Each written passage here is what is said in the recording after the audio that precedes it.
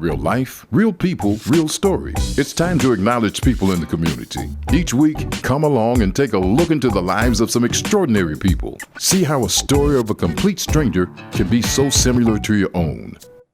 Hi, Attorney Al Parisi, real life, real people, real stories. Today we're here to learn about Wendel Lamont Jones, a boxer, a man who fought his way from the streets of Rochester through life. You will learn what he learned, which was the most important thing in life is to know who's in your corner. Today we're honored to have Wendel Lamont Jones here. He was from Rochester, New York, and is from Rochester, New York, and is a prize fighter. And what you'll learn is the stories about him that are so amazing to me are how he's been a fighter his entire life. Good morning. How you doing? How are you doing, Mr. Jones? Good. Blessed and fortunate to be amongst the living. Great. And let me ask you this question. Could you tell us a little bit about what was it like growing up here in Rochester? Tell us a little bit about your childhood, how many brothers and sisters you have, and that type of thing. I have one brother, I have one sister, and just my mom. We was raised here in the inner city of Rochester just by my mother alone, and it was very difficult being faced with what you find here in the inner community, the drugs, the alcohol, the streets. You know, it was real difficult. And when you say real difficult, and you talk about, say, like the poverty of Rochester streets, what was that like? Give us an example, like just even in the home. What was it like? You know, when you're dealing with poverty, and you're wondering why you don't have things, and you see things that and other people have it, and you can't get it. You know, it kind of bothers you. You know, at the same time, it can create a anger and a rage, but if it's not channeled in the right direction, then it can be self-destructive. The outlet that I found, or whether that my mother found at that time for us, was boxing that they had at Montgomery Center. And I started going down there to the gym, and it became very, very exciting to me that this female by the name of Gloria Ann Peak, who ultimately became the only female to coach an Olympic team, had really captivated me at that time. So I began to go down there. And let me ask you this though, right? As a young boy, explain to me, what was that rage you had inside of you? For me, it was the recognition of me realizing that I was of the have-nots, that race mattered as well, and that I would have to struggle a little bit more as far as trying to get ahead in life. So I guess it was the recognition of those things. And how was it being raised without a dad in the house? Oh, wow. Well, when you don't have that positive role model tangible in the home, a lot of times it can lead you to the pimp, the hustler, the drug dealer, the people that are in the streets. You start to gravitate towards them because you feel like that's where the love is coming from. You begin to think that that's what it means to be a man. And you don't have that positive role model. It's just like me saying that I don't do this, don't do that, telling kids to get off the streets, and at the same time not providing any employment for them.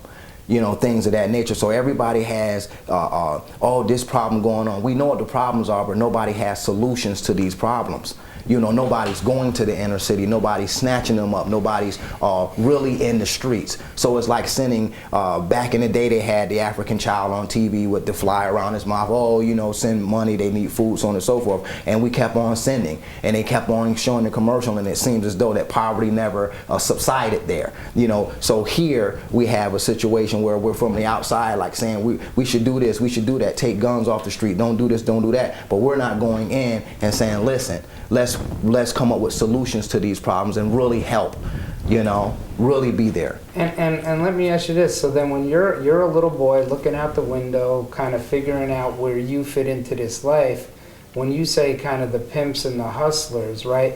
what did they represent to you? Like in your eyes, as that little boy, what did they represent to you? Oh my God, it was alluring. They represented money. They represented success. They represented clothes, women. You know, all of the extravagancies that we're deprived of.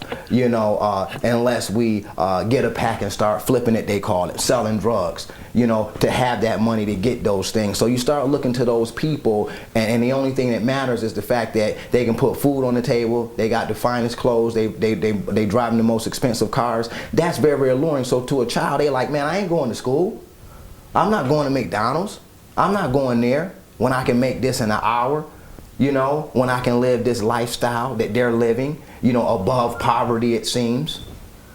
You know, it's just like, it's a deception. It's like me putting on the radio now today, I'm in love with the Coco. Now they playing a song like that and promoting a drug, okay, that's sending people to jail for years upon years upon years, and then a child, adolescent will get in jail and realize what it's about and realize, hey, they're not telling you about the dark side of this. They're not telling you that once you get in that cell and you're locked down for 23 hours a day and you don't have any help and you don't have anything, you're just sitting there alone by yourself. That's the reality of the game that you're playing. See, but they're not promoting that on the radio. They're promoting the women on the video, the cash, and they're saying sell drugs and do it like this, and that's how you're going to have these things. But they're not talking about the consequences of it all. So where did the allure take you? In other words, where did it take you? You're a little boy looking out that, you're looking up to these guys. Where did it take you? Did they take you under their wing? If you want to say that, you know, it's a situation where it's a love that you think is a love, okay? And as a adolescent, you don't realize that that's not a true love. You know, when you're handing me a pack and saying hustle this off, you know, their perception of what love is distorted. Okay, because it's a mentality we're dealing with, because this is the way you was raised. But it's distorted now that you look at it as a grown man. Right. But when you were that little boy, did you think it was love? Oh yeah. Oh yeah. Oh yeah. Anytime somebody was providing a way for me to put food on the table or pay a bill or whatever have you, of course you're going to think that that's love. And where did that type of love take you? Where did that end? Ultimately, it ended in incarceration and being in trouble with the law. And when you looked at who you were looking up to and, quote, who your friends were then, when did you learn who a real friend was? I can say I learned through dealing with a situation where when I was incarcerated, the same people that I was hanging out with that I thought was true friends, I didn't hear from these people. No letter, no commissary, no visit. They disappeared. They wasn't nowhere to be found. And the only people that you found in your corner were the people, your mother, your brother, your sister, the people that really care. Because people that really care, they have your best interest in mind at all times. And they're not willing to sacrifice your health based upon a dollar. So that's how I learned. And when you were young, you boxed from what age to what age? I boxed all the way from the age of 12 years old all the way up until currently here now at 39. And you boxed from 12 to what, in your 20s? That was one point in your boxing career? All the way up. I had won up to that point 2 Silver Glove national titles and 2 Empire State Game golds, and went all the way to the '96 Olympic trials. And what was it about boxing, though, that did it give you discipline? Oh my God. The discipline that I have now today was based upon the fundamental skills of boxing, the sweet science. But even that discipline, though, wasn't enough to keep you on the straight and narrow? Or what was it that kind of made you break from that? Well, I can say this, right? you have people that you grew up with that you still, you know, I would go out of town, of course, and have certain fights and then come back and still hang out with certain people and stuff like that. It's, you know, it's like taking somebody out of here. Like, you can go and take me and put me in Bel Air somewhere in a multi-million-dollar mansion right now, and the mentality that I'm going to have is going to be based on my upbringing. It's going to be based on what I've been taught. It's similar to what Malcolm X said when he spoke about, in order for you to determine, you ask a person, why are you this way? You know, what happened? You got to go all the way back from the point of their birth all the way up to now, and take in consideration everything that they've been through, every situation they've been through, to come up with the answer to why they are the way that they are. So you can take me out of the inner city, the hood, or whatever you want to call it, and put me in the suburbs, and it's a mentality now that I possess. So have I really changed? You get what I'm saying? Am I still stuck with a particular mentality? So to answer your question about that, once I got a certain age, I had boxing, I had discipline, and that ultimately allowed me to become a champion. Okay, but I still had this over here, okay, a particular mind frame as far as people that I was dealing with, and instead of cutting certain people off, okay, and realize that these were unhealthy relationships, I didn't make that complete cut. So there's no in between. Either you're doing right or you're doing wrong. You get what I'm saying? And once you make a decision to do the right thing, it's going to hurt sometimes to have to cut off people that you grew up with, you know, and get rid of a certain people because, hey, I'm not doing this no more, or I don't want to be around that anymore. You know, and it's going to hurt because some of these people, like I said, a lot of times are the various people that you grew up with, that you were raised with, you know? Right, and it goes to when you're a child, you develop what that word, you mentioned the word love, like, and what love was and what you thought it was, say, as a child, looking out that window of your home onto the streets, and then recognizing later what love really was.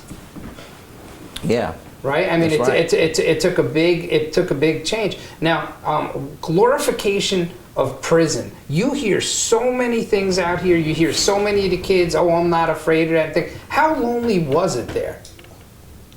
Let me tell you something.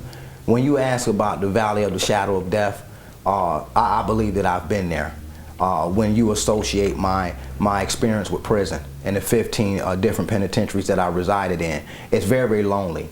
It's very, very depressed. You grow cold, you grow bitter, okay? And spirituality is what got me through, but a lot of people don't get through. You have a lot of people that are suicidal. You have a lot of people that lose their minds over the course of time. But when you speak of loneliness, I don't think that there's nothing that can outdo you sitting in a cell for 23 hours a day, day after day, in silence.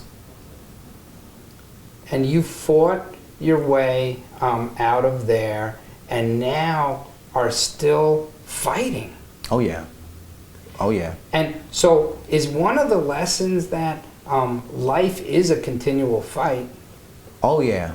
And I wrote a book called Saved by the Bell, and it's a motivational express success guide, and in it I'm talking about how boxing is art and how art imitates life. So I'll give you an example, like one of the chapters speaking about combinations. You know, in boxing they teach you combinations and slipping and bobbing and weaving, and in life we have to do that.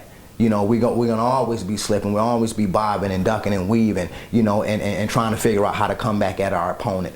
You understand what I'm saying? So life, the sport of boxing is synonymous with life, and it has taken me so far in my life today, and it's just like I'm dealing with a scenario now with but let me ask you this question, because this is important for me to know, is this how did you learn or come to learn, first of all, in boxing, right? What is your corner supposed to do? Explain to me what your corner people are supposed to do.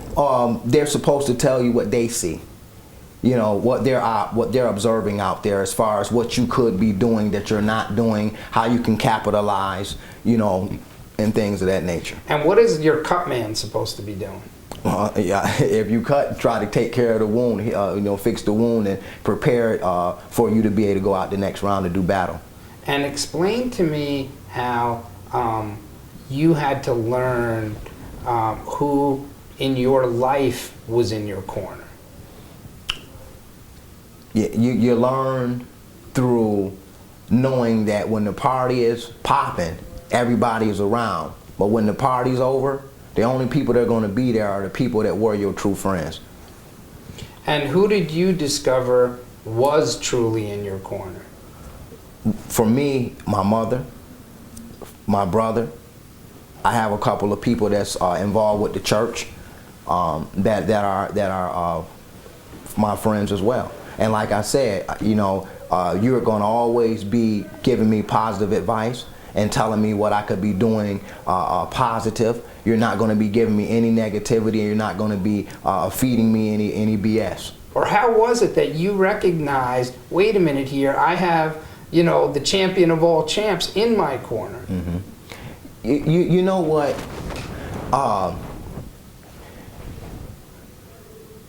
was raised in a home, of course. We went to church and so on and so forth, and we prayed. But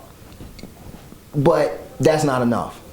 As you go along in life, okay, I can't really say, well, at this particular age or at this particular point, I came to the realization that I'm a spiritual entity, okay, and that the physical that you see is just a manifestation of what's really real, what's really going on. So, with far as that's concerned, my higher power and God, it's when I came to the realization of who we are, that we're all interconnected, and that the real force and power that has me breathing and alive and that has you breathing and alive is very, very real. And the only thing I got to do is look outside and see that the same sun that's been here since time immemorial is the same one shining today, and it don't just shine here in Rochester, it shine all over the world. So I came to the realization of knowing that the seen world exists and the unseen world most definitely exists, and that the more powerful a world is what you don't see. So if I plant this flower right now today, I don't see it growing or anything like that. But when I come out a week later after the rain didn't hit it, the sun didn't hit it, it's in full bloom. Where was the real power? The real power was in the unseen. So the unseen power that is really the real power. And I recognize that, and sometimes that doesn't come as a result of just going to church. It's something that happens in you, and it happens at different times for different people. Right now today, you got people 60, 70 years old that don't recognize the value of their life, or recognize the blessing and the fact that they're even here existing right now. They don't even recognize that they have a portion that resides within them that is eternal, and that portion comes from God. So it's a lot of things that you need to be educated about to come to the realization of self. And once you recognize who you truly are and recognize that self, then you will acknowledge the one and only true God. And one thing that I think most people have hard times with, and especially even myself, how was it that you began even a little bit to love yourself? After going through so much pain, I said to myself that in order for me to really love anybody else, I need to love myself first. Okay? And a lot of self-destructive behaviors start to, you know, one by one start to deal with those things. But it doesn't happen overnight. You know, it most definitely doesn't happen overnight. I reached a point in my life where I am right now through experience, through trial and error, you know, but I realized through it all just to never give up, just to continue to keep the fight going. Wow, it is such an honor to have you here, and the fact that you fought through what you did, and you're at today, and the fact that now you're in the corner of so many kids in the community trying to help them fight out of the same things is really a source of inspiration, and it's just a pleasure to have you. Thank you so much. Likewise, Mr. I appreciate it. Thank you.